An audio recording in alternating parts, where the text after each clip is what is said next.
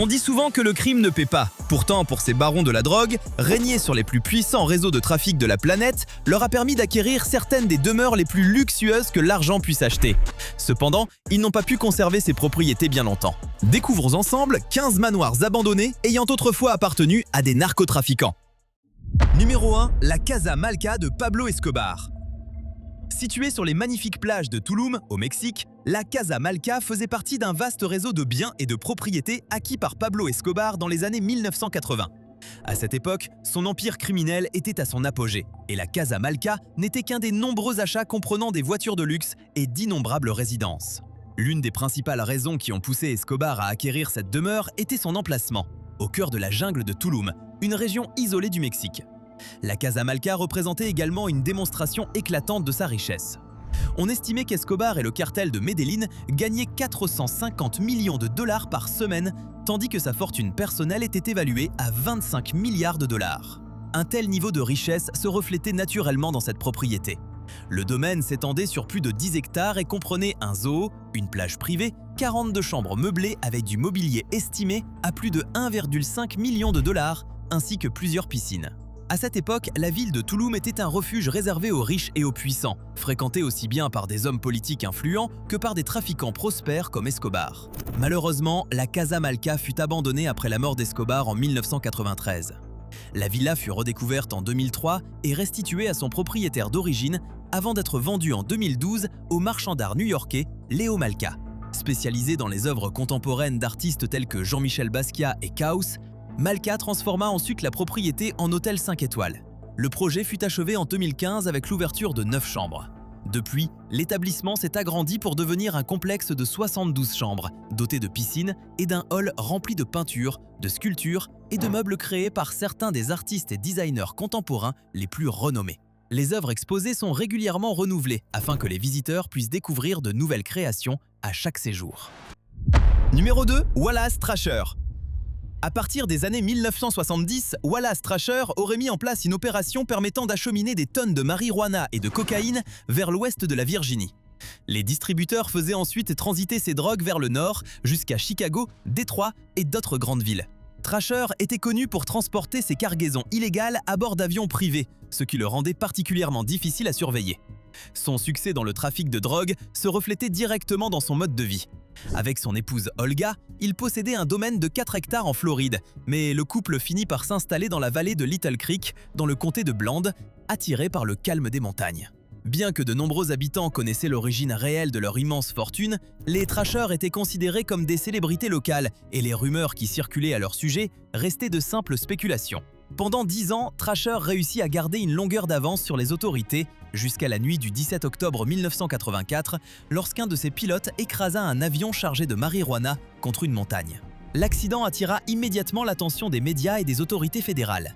Trasher figurait comme responsable du paiement du hangar et de l'entretien de l'appareil, et peu de personnes doutaient qu'il en soit le véritable propriétaire. Quelques semaines plus tard, alors que les enquêteurs se rapprochaient dangereusement de lui, il fut annoncé qu'il était mort dans un crash aérien au Belize, son corps ayant prétendument été réduit en cendres. Certains pensèrent qu'il avait simulé sa mort, même si son épouse organisa des funérailles. L'enquête fédérale menée contre lui déboucha néanmoins sur la plus importante saisie de drogue de l'histoire de la région Mid-Atlantique en 1986, lorsque plus de 150 millions de dollars de drogue et d'espèces furent confisqués par la DEA. L'objectif principal du raid était de capturer Trasher, mais il réussit à s'échapper, laissant, selon certaines sources, une photo de lui assis sur une montagne d'argent pour se moquer des agents lancés à ses trousses. Son manoir en Floride est toujours abandonné aujourd'hui et Trasher n'a jamais été retrouvé. Numéro 3, la Fortaleza d'Amado Carrillo Fuentes. L'ancien chef du cartel de Juarez, surnommé le Seigneur des Cieux, fit construire cette résidence de 4,5 millions de dollars dans le quartier huppé de Jardines del Pedregal, au sud de Mexico.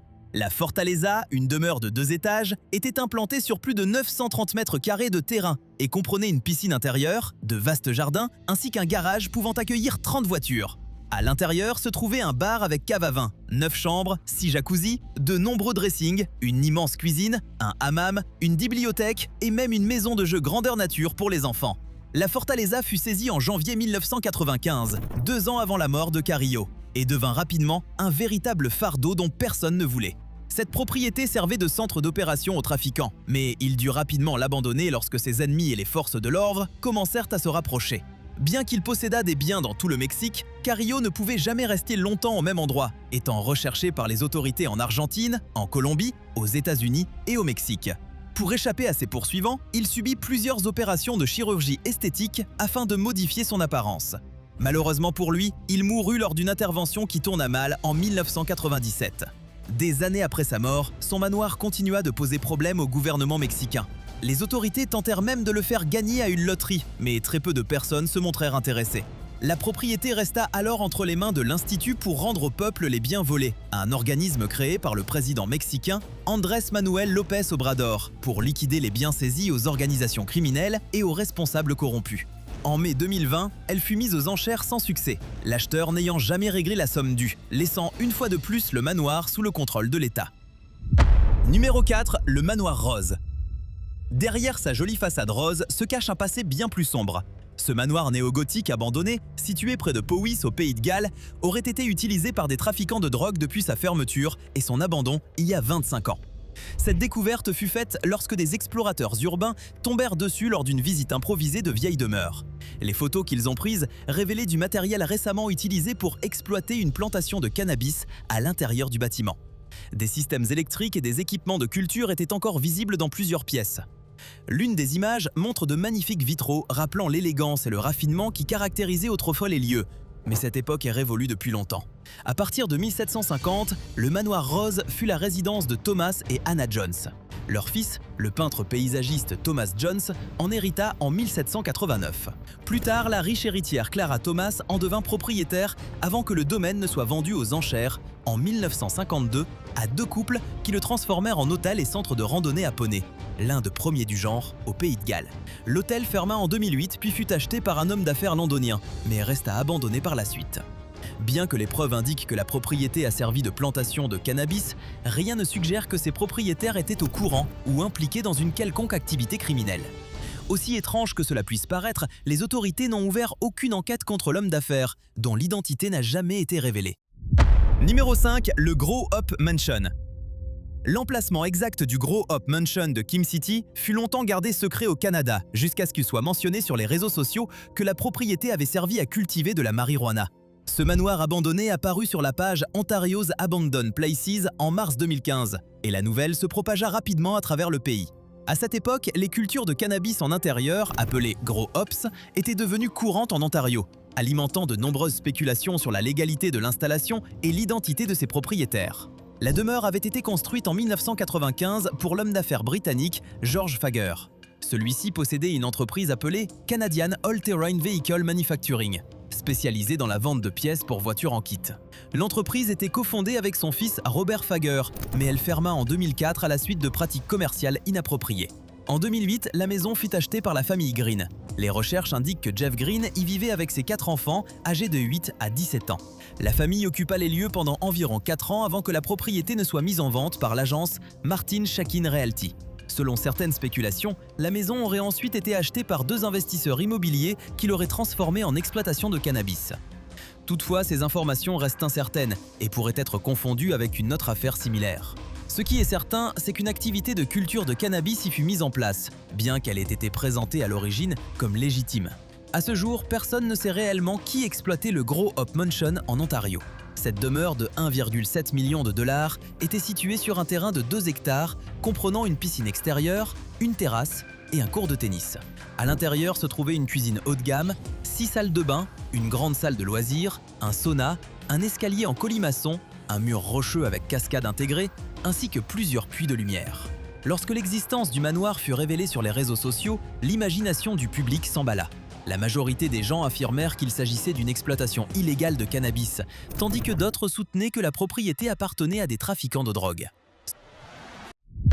Numéro 6. Joaquín El Chapo Guzmán.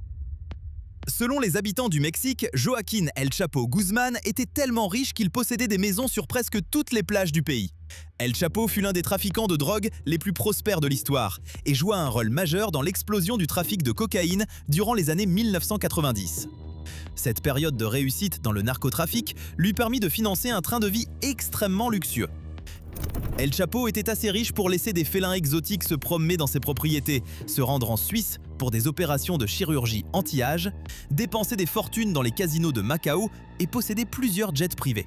Mais l'un de ses biens les plus précieux était son manoir de 10 millions de dollars situé sur la côte pacifique, dans la station balnéaire d'Acapulco. En explorant cette résidence appartenant à l'un des plus grands barons de la drogue, on découvrait des piscines, un court de tennis et même un zoo privé.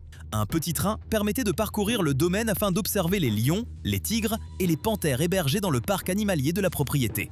Selon Miguel Angel Martinez, ancien pilote du cartel de Sinaloa, un yacht était également amarré sur place. Le manoir fut abandonné en 1993 à la suite de tensions internes au sein du cartel de Sinaloa ainsi que des enquêtes menées par les autorités américaines et mexicaines. El Chapo s'enfuit alors à Tonala, dans l'état de Jalisco, où il possédait apparemment un ranch. Il rejoignit ensuite Mexico et séjourna dans un hôtel pendant une dizaine de jours. Durant cette période, il remit 200 millions de dollars à l'un de ses associés afin de subvenir aux besoins de sa famille en cas d'absence prolongée. Il donna la même somme à un autre collaborateur pour s'assurer que les activités quotidiennes du cartel continueraient de fonctionner normalement. Le trafiquant fut finalement arrêté au Guatemala en 1993, mais il s'évada de prison en 2001. Il fut de nouveau capturé en 2014 avant de s'échapper l'année suivante d'une prison de haute sécurité grâce à un tunnel de 1,5 km dont l'entrée se trouvait directement sous la douche de sa cellule. Son manoir fut finalement attribué par tirage au sort par le gouvernement mexicain en 2018. Numéro 7. L'Hacienda Nápoles de Pablo Escobar. Autre propriété extravagante de Pablo Escobar, l'Hacienda Nápoles, située à Puerto Triunfo en Colombie, était l'un des domaines les plus emblématiques de l'ancien baron de la drogue. Construite dans le luxe le plus total, elle comprenait un zoo, une arène de corrida, une piste d'atterrissage et un lac privé. Pendant les années où Escobar régnait comme l'un des trafiquants les plus redoutés au monde, cette propriété était devenue un symbole de sa richesse et de son influence en Colombie. Le domaine se trouvait à mi-chemin entre Bogota et Medellín, le long de la route principale. Il comprenait une résidence de style colonial espagnol, un parc de sculptures et un vaste zoo regroupant des espèces venues du monde entier, notamment des antilopes, des éléphants, des oiseaux exotiques, des girafes, des hippopotames, des autruches et des poneys. Après la mort d'Escobar en 1993, l'Hacienda Nápoles fut au cœur de nombreux litiges juridiques avant de tomber progressivement en ruine. Le gouvernement colombien prit finalement le contrôle du domaine et le transforma en parc à thème, tandis qu'une partie des animaux exotiques fut transférée vers des réserves spécialisées. Aujourd'hui, l'Hacienda Nápoles attire de nombreux touristes curieux de découvrir son histoire sombre et les vestiges du mode de vie extravagant d'Escobar. Notamment les ruines de son ancien manoir ainsi que les célèbres sculptures de dinosaures qui ornaient autrefois la propriété. Numéro 8. Rakesh Jyoti Saran. En 2005, après l'arrestation de Rakesh Saran, la Drug Enforcement Administration des États-Unis saisit le manoir que le trafiquant possédait à Arlington. Malgré son passé controversé, la propriété fut mise en vente pour la somme impressionnante de 3,7 millions de dollars. Le principal atout du domaine n'était pas tant ses caractéristiques que sa proximité avec le stade des Cowboys, un avantage particulièrement apprécié des amateurs de football américain. Saran et son équipe recevaient des commandes de médicaments sur ordonnance via Internet avant de les expédier dans tout le pays, générant un bénéfice moyen de plus de 50 000 $ par jour. Saran plaida coupable de complot visant à commettre une fraude aux soins de santé, de 2 chefs de fraude postale, de complot en vue de distribuer des substances contrôlées ainsi que de plusieurs autres infractions fédérales. En décembre 2009, il fut condamné à 12 ans de prison fédérale et contraint de verser 68 millions de dollars de dédommagement pour son implication dans cette affaire. Dans le cadre de son accord judiciaire, Saran abandonna également cette résidence sur mesure, qui était encore en construction à l'époque. La propriété fut vendue en mai 2008 par le United States Marshal Service à la société d'investissement HS Panorama, basée à Austin, au Texas, pour 1,2 million de dollars. Après son acquisition, les nouveaux propriétaires passèrent environ 9 mois à rénover les lieux. Selon eux, la maison était restée inoccupée pendant 2 ans et nécessitait d'importants travaux. Cette demeure de 7 chambres, 8 salles de bain complètes et 4 salles d'eau est implantée sur un terrain d'un peu plus d'1 hectare, surplombant la zone verte de Rush Creek. Elle a depuis été entièrement restaurée et rendue habitable. Conçue par l'architecte d'Arlington, Don Whitton, la maison conservait encore plusieurs éléments liés à son ancien propriétaire, notamment une chambre de bébé attenante à la suite principale, construite parce que l'épouse de Saran attendait un enfant. À l'entrée de la chambre principale se trouve également une fresque paysagère composée de 3 panneaux, réalisés par un artiste qu'il avait spécialement fait venir d'Italie. La propriété dispose aussi d'une piscine intérieure, d'une salle de cinéma privée et d'un revêtement de sol en marbre chauffant dans l'ensemble de la maison. Numéro 9, Paul Yorsley. On pourrait penser qu'un trafiquant de drogue sait qu'il vaut mieux éviter d'exposer sa fortune au grand public. Pourtant, Paul Yorsley semble n'avoir jamais reçu ce conseil. Fier de son immense manoir de style géorgien, équipé d'une salle de cinéma ultra moderne, d'une immense piscine, d'un sauna, d'une salle de sport et d'un tout nouveau Range Rover garé à côté d'une Bentley Continental, il brûlait d'envie d'afficher son train de vie. Son souhait fut exaucé lorsque sa propriété de 6 millions de livres sterling fut mise à l'honneur dans les pages centrales d'un magazine de luxe. Le manoir y était présenté comme une maison de rêve digne d'une star de la pop. Malheureusement pour lui, quelqu'un au sein de la Serious Organized Crime Agency britannique était abonné au magazine et commença à se demander comment un homme officiellement sans emploi pouvait s'offrir une demeure aussi extravagante. Yorsley affirmait avoir bâti sa fortune grâce à la vente de maisons à des joueurs de Première Ligue. En réalité, il était un important trafiquant de drogue dont le seul revenu légal provenait d'une pension d'invalidité municipale estimée à quelques centaines de livres par mois. Il avait travaillé pour le conseil municipal de Tameside comme responsable des activités d'une piscine jusqu'en 1993, année où il fut mis à la retraite à seulement 28 ans pour raison de santé. 16 ans plus tard, Yorsley possédait un empire immobilier de plusieurs millions de livres, comprenant 80 maisons dans la région de Manchester, ainsi qu'une villa sur la Costa del Sol. Après avoir fait construire son imposant manoir dans le quartier prisé de Eton, à Bolton, qu'il baptisa Knowsley Manor, le trafiquant développa une seconde demeure sur le même terrain qu'il revendit pour 2,2 millions de livres sterling. Un troisième projet immobilier d'une valeur de 800 000 livres était également prévu sur le site. Mais Yorsley ne put résister à l'envie d'exhiber sa richesse. En août 2009, lui et son épouse Carol invitèrent le Lancashire Magazine, une publication locale consacrée à l'immobilier et au style de vie, à visiter leur résidence de 7 chambres. Cette décision lui coûta cher. En 2011, il fut condamné à 5 ans et 4 mois de prison. Numéro 10, le manoir des favelas de Pessoa. Au cœur de l'un des quartiers les plus dangereux et les plus pauvres de Rio de Janeiro au Brésil, dans le Complexo do Alemão, se trouvait le luxueux manoir secret du trafiquant de drogue connu sous le nom de Pessoa. Alors que les habitants autour de lui vivaient dans des conditions extrêmement précaires, sa résidence privée était un triplex somptueux doté d'une piscine sur le toit, de salles de bain équipées de jacuzzi, d'une cuisine professionnelle remplie d'appareils haut de gamme en acier inoxydable, ainsi que de la climatisation et de téléviseurs à écran LCD dans chaque pièce. Le triplex abritait même une discothèque privée où Pessoa écoutait les chansons de son artiste préféré, Justin Bieber. Cette demeure luxueuse fut découverte par la police et l'armée lors d'opérations destinées à débarrasser la zone des trafiquants et des gangs criminels avant les Jeux Olympiques d'été de 2016. Avant ces interventions, des favelas comme le Complexo do Alemão étaient totalement contrôlés par les organisations criminelles et les forces de l'ordre ne pouvaient même pas y pénétrer. Il fallut 3 heures aux policiers pour atteindre la résidence, perchée au sommet d'une colline, offrant aux criminels une vue imprenable sur toute la ville. Avant de prendre la fuite face à l'offensive gouvernementale, Pessoa détruisit plusieurs murs de sa propriété afin de récupérer des caches contenant de la drogue, de l'argent liquide et diverses armes. Malgré cela, les autorités réussirent à saisir 6 tonnes de stupéfiants ainsi qu'une importante quantité d'armes. Avant de continuer, voici le choix de l'un de nos abonnés pour aujourd'hui. Alors que nous explorons les demeures des plus grands barons de la drogue, revenons un instant sur Wallace Trasher, l'homme qui aurait laissé une photo de lui assis sur une montagne d'argent aux autorités venues perquisitionner son manoir. Il était un trafiquant extrêmement prospère, tellement discret que lorsqu'il attira enfin l'attention des forces de l'ordre, il aurait simulé sa propre mort. En imaginant que vous deviez faire disparaître toute trace de votre existence, quelle méthode inventeriez-vous? Dites-le nous dans les commentaires. Revenons maintenant à notre classement. Numéro 11, Amado Carrillo Fuentes. Compte tenu du succès de Fuentes, il est tout à fait logique qu'il apparaisse une seconde fois dans cette liste. Le seigneur des cieux possédait un autre manoir luxueux qu'il abandonna alors qu'il tentait d'échapper aux autorités. Carrillo fit construire cette résidence en 1992 et s'inspira du personnage de Scheherazade, héroïne emblématique des récits orientaux connus sous le nom des Mille et une nuits. Ces histoires, rendues célèbres dans le monde entier, comprennent notamment Aladdin et la lampe merveilleuse, ainsi qu'Ali Baba et les 40 voleurs. Sa résidence de luxe, qu'il baptisa Mil y una noches, soit Mille et une nuits en espagnol, comportait de nombreuses pièces, chacune équipée de son propre dressing en bois de cèdre. Le manoir comprenait plusieurs bains à remous décorés de miroirs et de finitions argentées, ainsi qu'une piscine.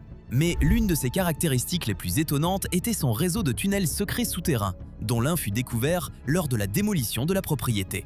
Ce passage, situé près de l'entrée principale, possédait des plafonds de plus de 2 mètres de hauteur et s'étendait sur environ 61 mètres en formant un carré.